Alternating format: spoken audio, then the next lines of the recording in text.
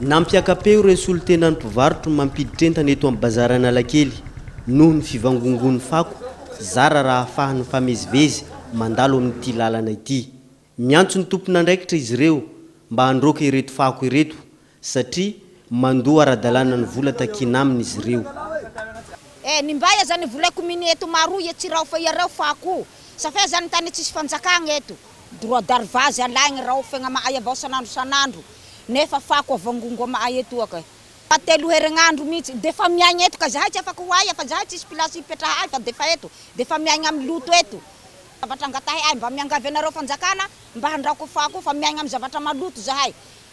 Nanay zany zay raha voatonga voasakana amile resaka droit d'arrivage rehefa aveo nefany jerevana tanàna maloto. Indrindra ty jerena bazary amitsika eto. Bazary tsy madio nefa ndreo ary mitako vola tsy vola kelikely takindreo aminay. Taloha raha io mandeha 500 par sac. Kanefa ny zao fotoana antsika miteny zao io zavatra ty fa nandeha par kilo koa. Hatramizay nefa tsisy resaka par kilo fa hoe 500 par sac io no resaka ny droit d'arrivage. Ao zavatra tena mampalelo anay vahoaka amin'ny resaka mikasika amin'ny transporteur avy any. Ampijalindreo mihitsy zay efa avy amin'ny barazy eo. Hoe droit d'arrivage manjary lasa mandeha par kilo. Zay zany zavatra tena mampalahelo. Nefa ny tanàna tsy mety madio.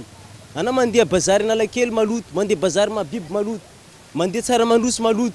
Aiza foana ary andana ty volan'ny droit d'arrivage ty. Tsy hanadiovana tanàna ma izy ty sa atao am-paosy.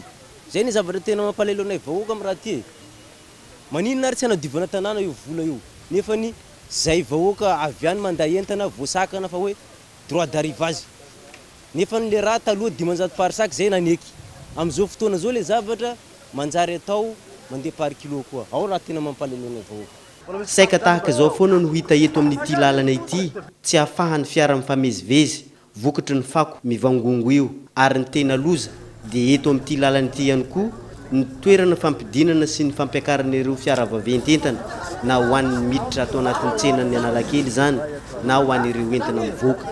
Eny amin'ny bazary Tsaramandroso dia tareny zavatra tahaka zao ihany koa no hita eny sy iainan'ireo manodidina mandombaravarana ny fako eny.